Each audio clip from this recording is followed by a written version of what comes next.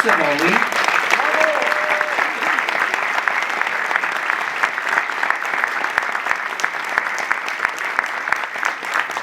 And a huge round of applause for the director of the film, Stephen Orrick.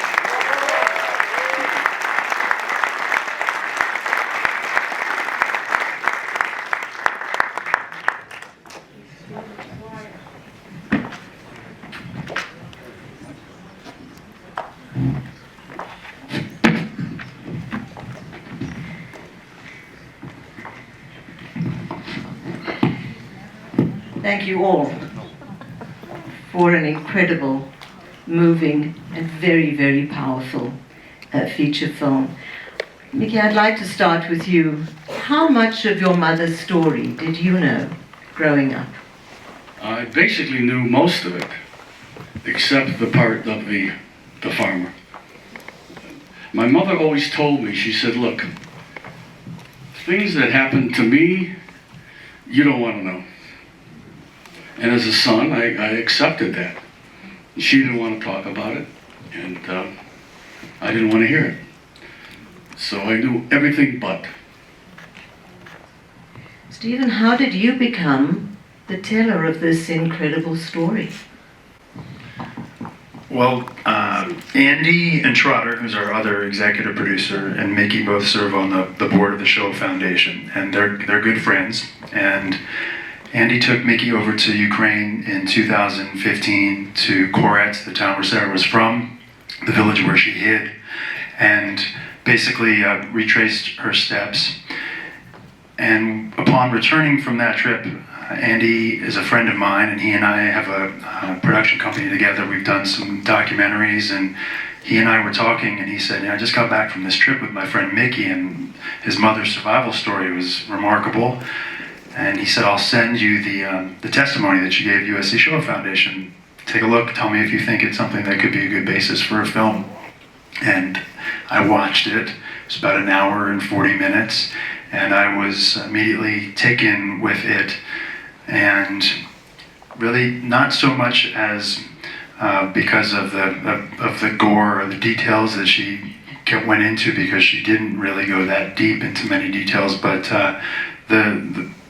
the core facts that she spoke of, the fact that a 12-year-old child had to set off and do this alone after her family was killed, was something that was just remarkable to me. And so I called Andy and I said, I think this would in fact be a great film. And Andy said, okay, let me work on Mickey. And Mickey was not looking to make a movie about his mother's story. His family wasn't looking to do anything about it. And Andy and I kind of pushed things on a little bit, and we basically shamed Mickey into letting us do this, and that's the truth. The truth is, I really didn't want to do this. I had no desire to make a movie. Steve and Andy talked me into it, and it's probably the best thing I've ever done.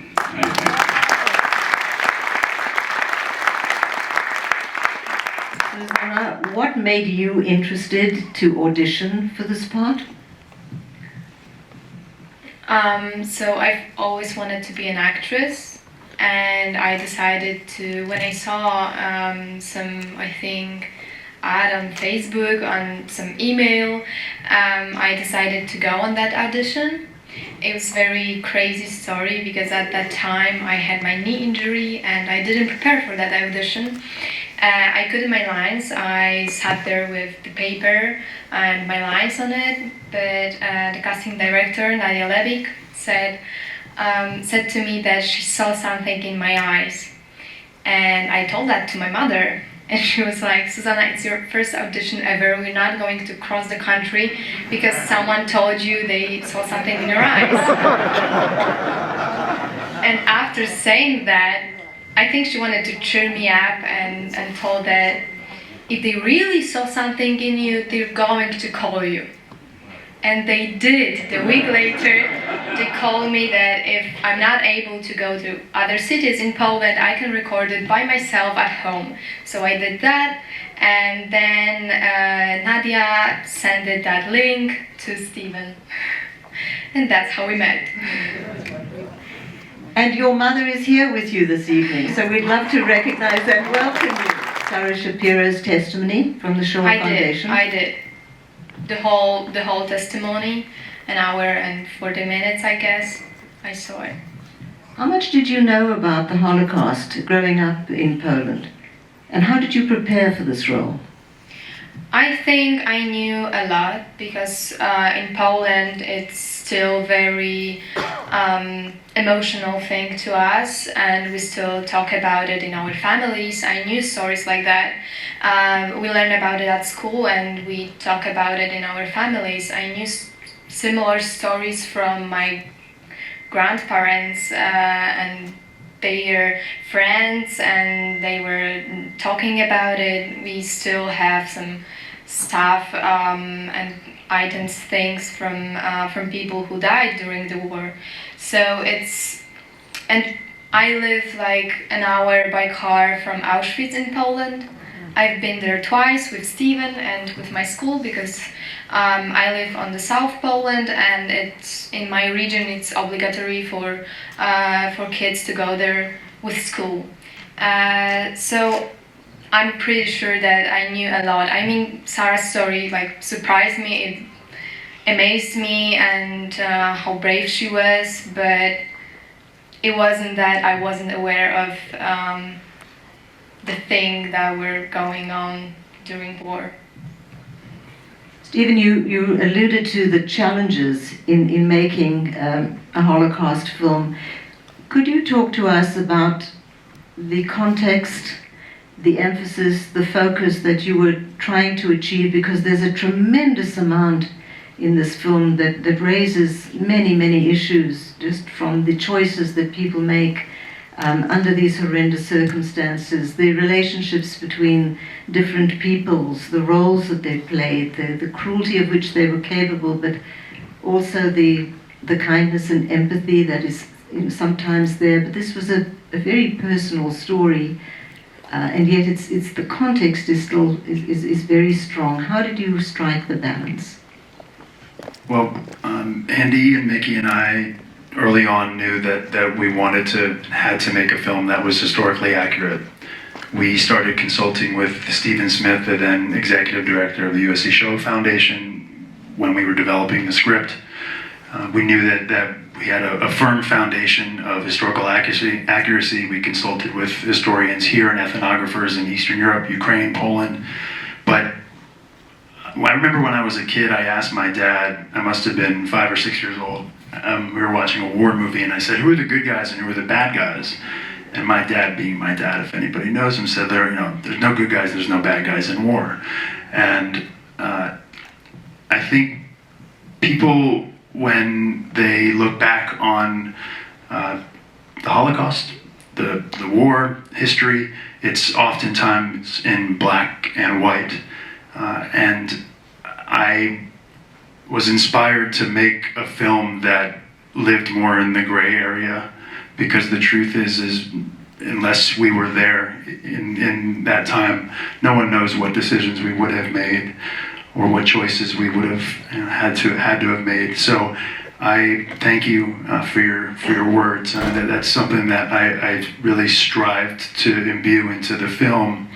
And the characters I wanted you to go back and forth between detesting them and tolerating them. And that's sort of an area that I'm very excited by, the conflict between black and white. Mickey, we know that trauma is transmitted from one generation to the next. Growing up as the son of survivors and hearing stories like your mother's, to what degree has that motivated you? And I know you've been a very prominent and important supporter of the preeminent Holocaust organizations in this country. Is that something that drives you always? And what do you want to achieve in keeping on telling these stories? That's a good question. I was born in Germany, 1947, after the war. So I was born in a displaced persons camp. I came over in '49. My parents had, I think, $8. So we had a tough life getting started. But the main thing about my childhood is that I spoke Yiddish and I spoke German. And I would sit at the table, the kitchen table, and the refugees would come from Toronto, New York, Chicago, and they'd come visit. And I could listen to all the stories. I was murdered, shot in the head. They killed this, they killed that. I mean, I heard anything you could think of. I heard. It made a mark on me, and I always wanted to do something to make people know that this can't go on. So the movie and what else I do is to do that. Amen.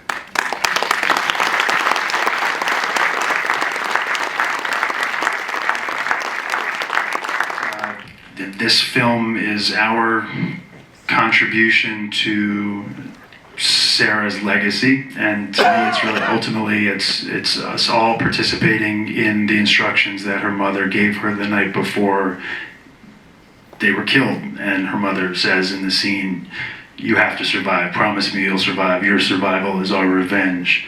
So by putting this film out into the world, and people such as yourselves coming to support it and telling your friends about it, and participating in that, to me, that's really what I tried to focus on and impart to the crew over there and the cast. I tried not to think so much about the importance of the film, because if I did, it really would have scared me. It was an enormous amount of pressure and responsibility.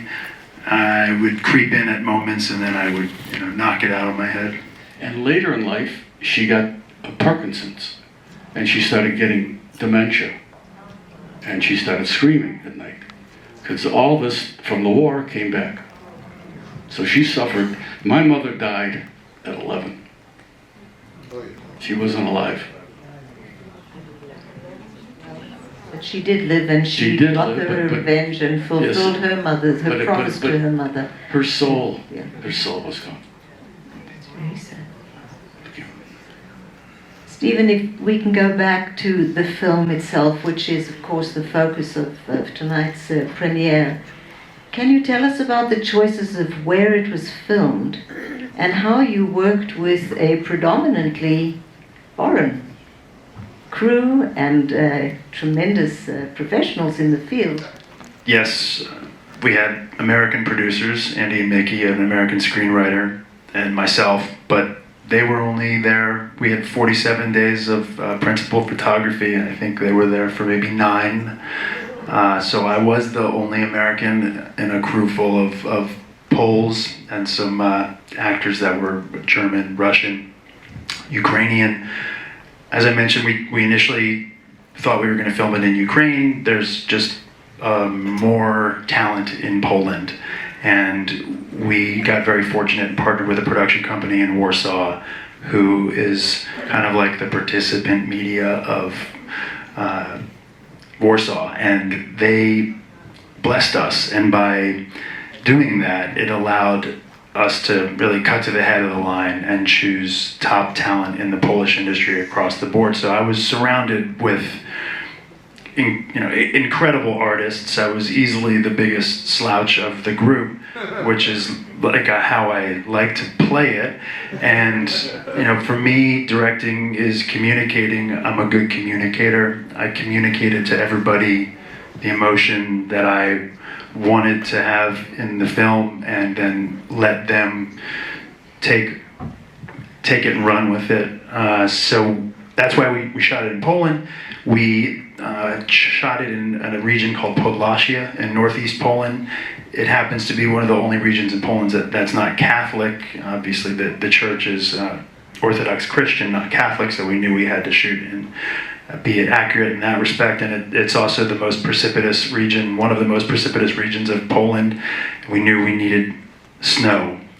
And so we chose to shoot out there, and that's how we got such beautiful landscapes. It reminded me, it's very flat as Ukraine is, and we did, I think, 4 research trips to Ukraine before we ever went to Poland.